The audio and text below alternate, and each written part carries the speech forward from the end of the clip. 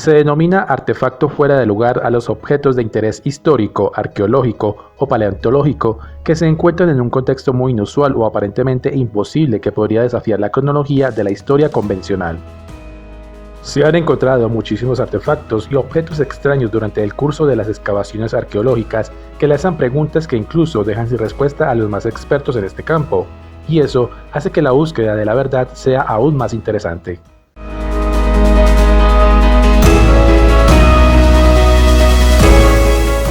El manuscrito de Voynich puede que sea el libro más misterioso del mundo. Su autor es desconocido y está escrito en una lengua indescifrable. Sus páginas están repletas de símbolos inexplicables y extrañas ilustraciones. Este impenetrable guión dejó fascinados a los criptógrafos del siglo XX.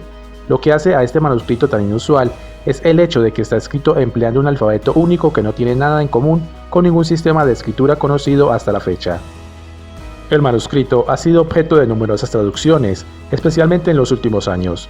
En 2014, el botánico Arthur Tucker de la Universidad Estatal de Delaware aseguraba que su origen era mesoamericano, dado que en algunas ilustraciones aparecían plantas de esa parte del planeta. Ese mismo año, Stephen Bax, profesor de la Universidad de Bedfordshire, en Reino Unido, aseguró haber traducido 10 palabras del manuscrito, pero en los últimos años su teoría ha sido desacreditada. De él se ha dicho que puede ser un manual de salud para una señora acomodada que buscaba solucionar sus problemas ginecológicos, que sus ilustraciones indican que su autor fue un judío que vivía en el norte de Italia, o que en realidad se trata del árbol de la vida, de un diagrama del macrocosmos y la analogía de lo absoluto.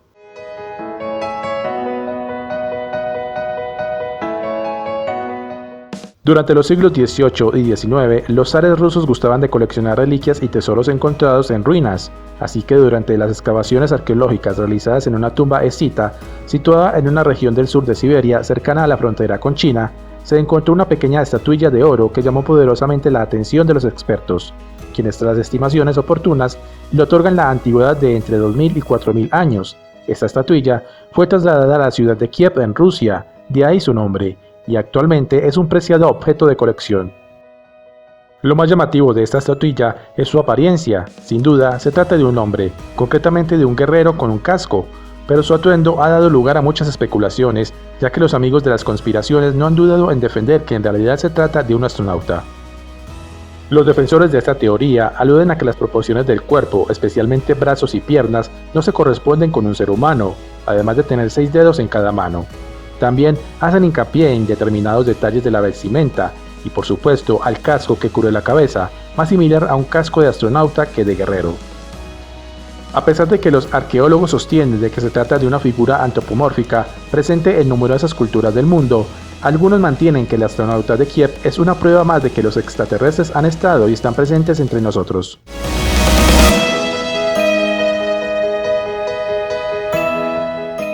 En 1938, un profesor de arqueología de la Universidad de Pekín y sus estudiantes estaban en una expedición para explorar una serie de cuevas en las inaccesibles montañas de Bayan Kara Ula, cerca del Tíbet. Las cuevas parecían haber sido artificialmente talladas en un sistema de túneles y despensas subterráneas. Mientras exploraban las cuevas, encontraron una serie de tumbas y unos discos de piedra de una antigüedad estimada en 12.000 años. Cuando los discos fueron examinados por el Dr. Som Hom Noi en Pekín alrededor de 1958, él concluyó que cada surco en realidad consistía en una serie de diminutos jeroglíficos de origen y diseño desconocidos. Las filas de jeroglíficos eran tan pequeñas que fue necesaria una lupa para verlos claramente. Muchos de los jeroglíficos habían sido desgastados por la erosión.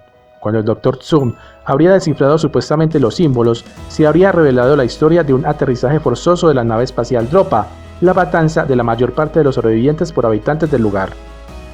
Según Som Hun Nui, en una de las líneas de jeroglíficos se leería: los Dropa vinieron de las nubes en su nave, nuestros hombres, mujeres y niños se escondieron en las cuevas 10 veces antes del amanecer hasta que al fin entendieron las señas de los Dropa y se dieron cuenta que venían con intenciones de paz. Otra sección expresa pesar de los habitantes de la montaña porque los alienígenas habían estrellado su nave y no podían construir otra para regresar a su planeta. El Dr. Zum supuestamente informó de su descubrimiento en 1962, sin embargo, habría sido tomado en burla hasta tal punto que él mismo se habría exiliado a Japón, donde luego moriría. Se dice que la Academia de Prehistoria de Pekín nunca le habría permitido publicar o hablar de su hallazgo otra vez.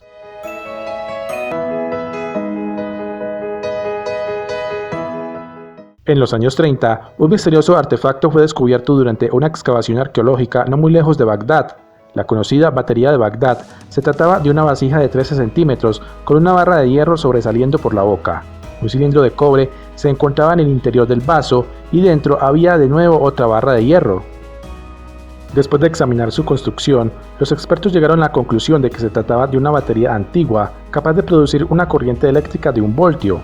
Según una teoría, esa batería se podría haber empleado para galvanizar metales con oro, pero los expertos todavía no se explican cómo un desarrollo tecnológico tan gigantesco se podría haber olvidado posteriormente, y además no se había encontrado nada parecido en las regiones vecinas. Otros científicos creen que las baterías se utilizan para la galvanoplastia, la transferencia de una capa delgada de metal a otra superficie de metal, una técnica que todavía se utiliza hoy en día. En la fabricación de joyas, por ejemplo, una capa de oro o plata se aplica a menudo para realzar su belleza en un proceso llamado dorado. El problema con esta hipótesis es la falta de artículos encontrados en ese lugar y esa época en los que se haya usado la galvanoplastia.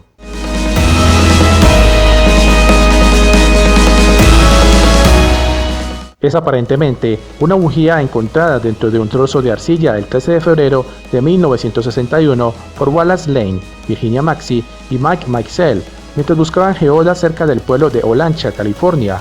Mikesell lo encontró al romper en dos una roca. Virginia Maxey especuló en diferentes momentos que este objeto tenía una antigüedad de 100 o 500.000 años. Maxey no pudo proporcionar información sobre la técnica de datación usada o evidencia alguna para calcular su edad. La fecha de los 500.000 años solo está basada en la opinión de un geólogo anónimo nombrado por la gente que descubrió este objeto. Tampoco se conoce la identidad, credenciales ni la especialidad de la persona que nombró a este geólogo. Sin que otros investigadores pudieran investigar sobre el propio artefacto, expusieron asimismo el hecho de que tal vez el material que lo recubre no fuera una geoda, basándose en la primera descripción de sus descubridores originales, quienes manifestaron que estaba recubierta de una especie de arcilla dura o roca.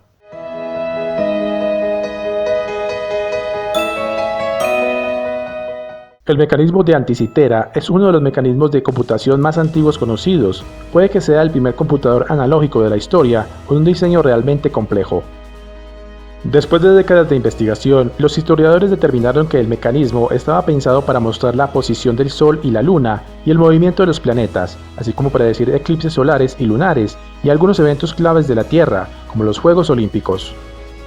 Todavía sigue existiendo controversia sobre la cuestión de si las civilizaciones antiguas fueron capaces de producir este tipo de complejos dispositivos antes de la aparición del mecanismo de Anticythera. Algunos expertos afirman que su diseño, un conjunto de engranajes de bronce, influenció a los dispositivos del siguiente milenio.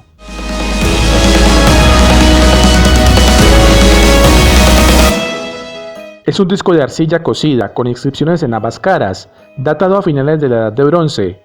Fue descubierto en julio de 1908 por el arqueólogo italiano Luigi Pernier en la excavación del Palacio Minoico en Festos, cerca de Agia Triada, en el sur de Creta.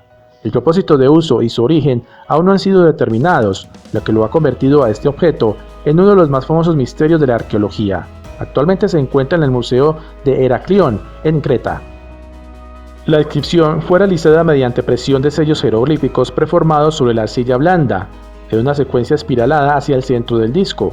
Este fue luego cocido a alta temperatura. Algunos arqueólogos suponen que la escritura del disco de Festos es minoica, pero no se trata ni del lineal A ni del lineal B. Aproximadamente 10 signos del disco son similares a signos de la escritura lineal. Por esa razón, otros especialistas le atribuyen un origen no cretense. Por ejemplo, según la teoría protojónica, el disco sería la hora de un pueblo cicládico. Durante todo el siglo XX han sido numerosos los intentos de descifrar el contenido del disco, en el que pueden apreciarse 61 palabras, 30 en un lado y 31 en el otro, en una secuencia de impresión en espiral cuyo significado se desconoce. Se ha considerado todo tipo de hipótesis sobre su contenido, desde plegarias religiosas hasta inventario de soldados, pasando por narraciones épicas y todo tipo de teorías, y también, como no, arqueólogos relacionando el disco con extraterrestres o con mitos fundacionales de culturas bastante extrañas.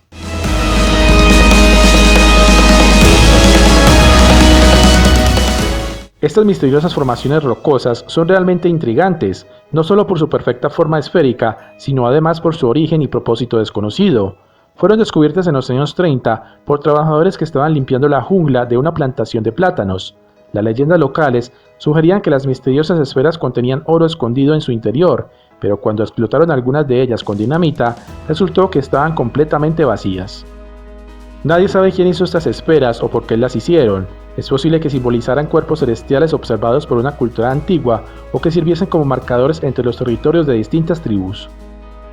En la obra La Atlántida en América, señalan que las petroesferas indicaban rutas marinas como instrumentos de navegación y que su alineación indicaba lugares como el Estrecho de Gibraltar, las pirámides de Egipto o la Isla de Pascua. Otras teorías señalan a extraterrestres de haberlas trasladado desde algún lugar del universo, ya que consideran que el material con el cual están hechas no se encuentra en el delta del Dikis.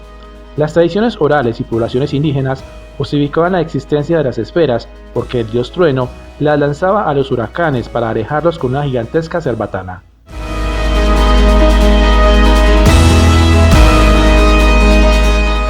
Estas figuras de oro de misteriosos animales encontrados en Sudamérica pueden recordar a máquinas voladoras, lo que es difícil de creer. Lo que sirvió de inspiración a estas culturas indígenas todavía sigue siendo una incógnita. En 1996, los constructores de aeronaves alemanas August Embrun y Peter Belting confirmaron la hipótesis de que estas estatuillas fueron máquinas voladoras. Construyeron unas réplicas exactas aumentando el tamaño por un factor de 16 y las equiparon con motores y sistemas de radiocontrol. Ambos modelos no solo eran capaces de despegar, sino que además podían realizar maniobras incluso con los motores apagados. Recibieron el nombre de pájaros de Otún, debido a que fueron encontrados cerca de las orillas del río Otún. Actualmente están exhibidos en el Museo de Oro de Bogotá, pero presentados como figuras zoomorfas y no como aviones antiguos. Se conocen 24 de estas figuras, aunque se han encontrado muchos más, pero muchos de estos han salido ilegalmente del país.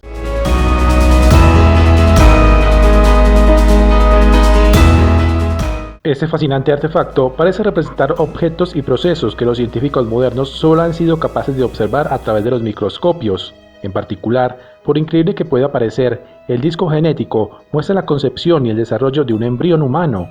Además de esto, las imágenes muestran una versión verdaderamente extraña de una cabeza humana. El disco de origen precolombino fue encontrado en Colombia y este es de un material llamado lidita, el cual es supremamente duro. Dada su composición geológica y con nuestra avanzada tecnología, es casi imposible tallar y consta aproximadamente de 2700 años. Tiene un diámetro aproximado de 22 a 27 centímetros, pesando casi 2 kilos. Se sabe que la pieza pertenece a Jaime Gutiérrez, profesor de diseño industrial muy reconocido en Colombia. Seguramente fue rescatada por un huaquero o por un campesino arando la tierra y le fue vendida en algunos pesos. Quien puso esta roca de moda fue el investigador Klaus Dona, con su teoría de los OO-parts, u objetos fuera de tiempo, que él mismo colecciona. Por esta causa, se desconoce el verdadero origen de la pieza, por lo que de paso lograron que nadie pudiese saber el lugar de origen para realizar prospecciones.